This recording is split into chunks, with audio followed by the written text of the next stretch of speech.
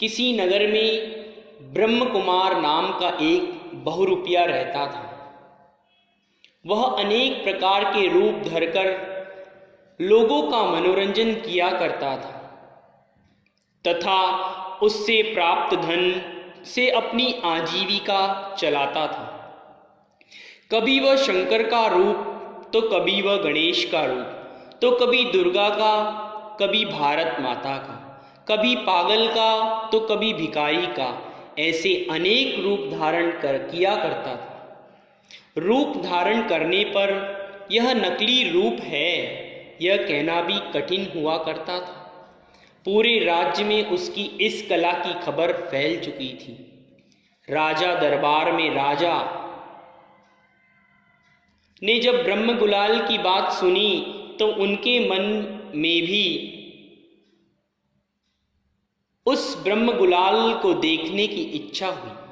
उन्होंने ब्रह्म गुलाल को सभा में बुलाया और कहा, तुम हमें भी कोई अच्छा सा रूप धरकर दिखाओगे? ब्रह्म गुलाल ने राजा से हाथ जोड़कर निवेदन किया, जो आज्ञा आप प्रदान करोगे वैसा ही होगा। कहिए मैं किसका रूप बनाकर हाजिर होऊं? तब राजा के साथ सभी सभासद बोल पड़े, क्यों ना तुम शेर का रूप बनाकर आओ। तब ब्रह्म गुलाल सहमसा गया।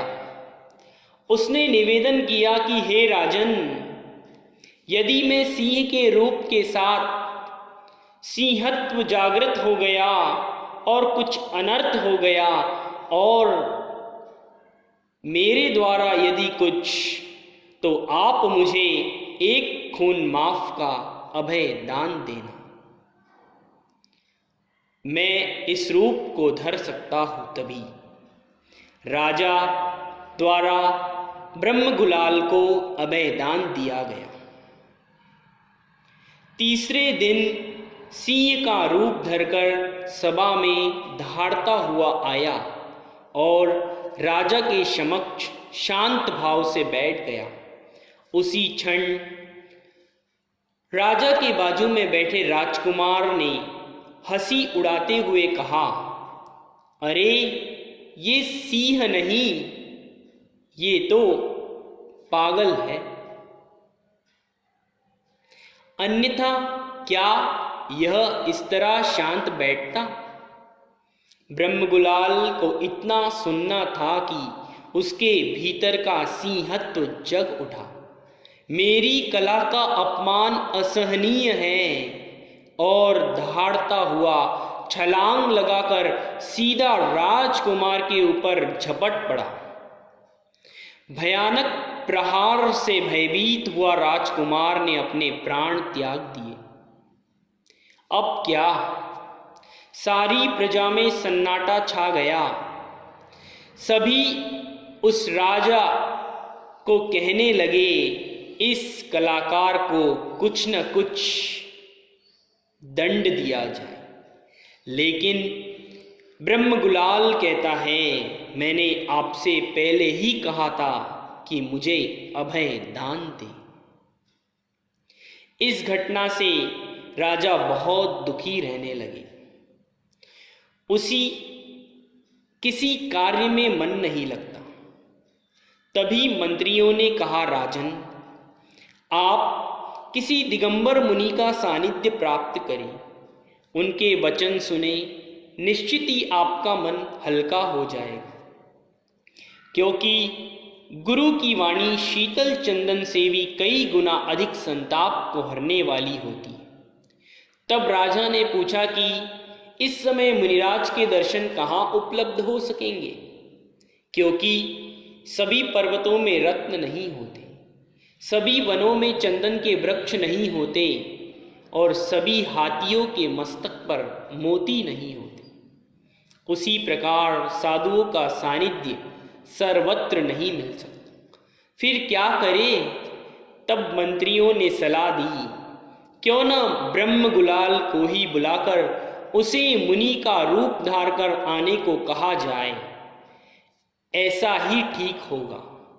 विचारक ब्रह्म गुलाल को बुलाने लगे। ब्रह्मगुलाल राज दरबार में उपस्थित हुआ। राजा ने जब अपनी बात रखी तो वह सोचने लगा, यह तो बहुत कठिन होगा, किंतु राजा की आज्ञा और मेरी परीक्षा की घड़ी है। मुझे कुछ भी हो यह रूप बनाना ही होगा। उसने राजा से कहा, हे राजन, इस रूप को धारण करने के लिए मुझे कुछ समय अपेक्षित है, अतः 2 माह के बाद मैं आपके समक्ष इस रूप में उपस्थित होऊंगा। आज्ञा लेकर वह वापस चला गया। 2 माह बाद राजा राज्य दरबार में बैठा था। अचानक उस राज्य दरबार में दिगंबर मुनि का प्रवेश हुआ। देखकर राजा सिंहासन से उठकर हाथ जोड़कर खड़ा हो गया। उनसे निवेदन कर उच्चासन पर विराजित किया। स्वयं नीचे बैठा, फिर निवेदन करने लगा, हे स्वामिन, मुझे यथार्थ ऐसा उपदेश प्रदान करे जिससे मेरा दुख दूर हो सके। मुनिराज बोले, हे राजन, जितने भी दृश्यमान पदार्थ हैं वे सभी निश्चित ही नष्ट होने वाले हैं। प्रत्येक प्राणी अपने किए हुए कर्मों के फल को भोगता है। अतः विचार करो, अपनी आत्मा, अपना शरीर ही अपना नहीं रहता तो अपने से भिन्न पदार्थ, पुत्र, स्त्री आदि अपनी कैसे हो सकते। अतः सारे विकल्प जालों को छोड़कर तुम निजात्म की खोज में अपने उपयोग को लगाओ, क्योंकि वही शाश्वत वस्तु है। मुनि के वचन सुन राजा को संतोष हुआ। उसके मन में संसार के प्रति वैराग्य और आत्म तत्व के प्रति रुचि जागृत होने लगी। राजा ने साधु को नमस्कार कर कहा, आपके वचनामृत से निश्चित ही मेरे मन का बोझ हल्का हुआ है। धन्य है आप और आपकी कला। ऐसा कहते हुए उसी मंत्री का संकेत किया कि कलाकार को मुंह मांगा पारितोषिक प्रदान किया जाए। इतना सुनते ही कि पारितोषिक प्रदान किया जाए, ब्रह्मगुलाल मुनि पीछी कमंडल उठाकर महल के बाहर जाने लगते हैं। तभी सैनिक पूछने लगते हैं, रोकने लगते हैं, अरे मुनिराज जी, आप यूं ही क्यों चले, क्या कारण है। तब मुनिराज बोले, हे राजन, दुनिया के कितने ही रूप बदले जा सकते हैं, दुनिया में अनेक रूप बनाए जा सकते हैं, बिगाड़े जा सकते हैं, लेकिन एक दिगंबर रूप ऐसा रूप है जिसे एक बार धारण करने के बाद बदला नहीं जा सकता। यह दिगंबर जैन मुनि का रूप ऐसा रूप है। इतना कहकर वे वन की ओर चले गए और आत्म साधना में लीन होकर मोक्षगामी बन गए।